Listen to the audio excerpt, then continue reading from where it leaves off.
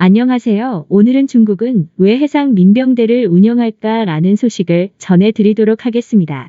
중국이 남중국해 영유권 분쟁 지역이나 조업 갈등이 벌어지는 해역에서 무력을 행사하기 위해 중군사 조직인 해상민병을 활용하고 있다는 분석이 나왔습니다. 중국은 평상시 생업에 종사하다 전시에 군으로 편입되는 민병 제도를 운영하고 있습니다.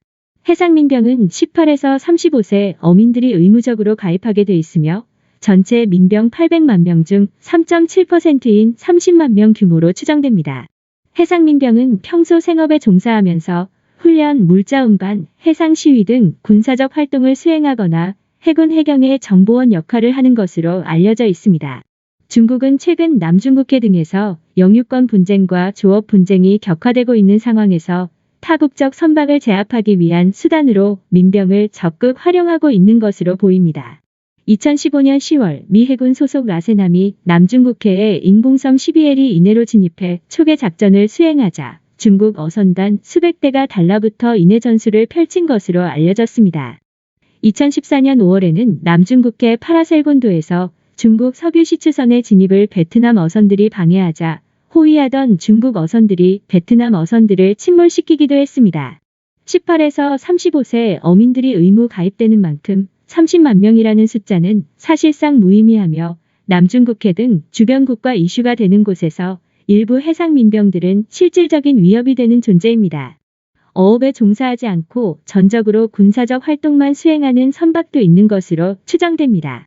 탐번 산샤 등 영유권 또는 조업 분쟁 지역에서 중국 지방정부의 별도 지시에 의해 지정된 선박의 경우 해상민병대로 전종하고 있는 것으로 추정됩니다.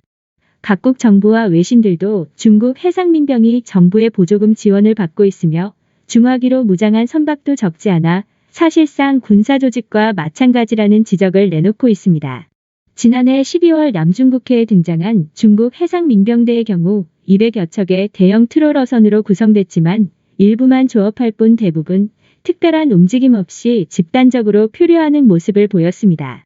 이 같은 중국 해상민병의 활동은 조업 분쟁이 벌어지고 있는 우리 영해 부근에서도 위협이 될 수 있다는 평가입니다.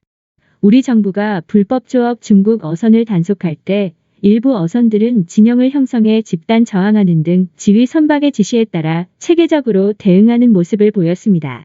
정부 소식통은 중국 해상민병대는 타국 해군 해경이 민간 어선에 대해 군사적 물리적 개입을 쉽게 할 수 없다는 점을 악용해 선박 충돌, 해상 시위 등 간접적 무력 행사를 통해 목적을 달성하려는 것으로 보인다고 합니다. 자국 어선과 동행해 전 세계 및 우리 해역에서도 활동할 가능성이 있는 만큼 지속적인 관심이 필요하다고 강조했습니다. 오늘 준비한 소식은 여기까지입니다. 끝까지 시청해 주셔서 감사합니다.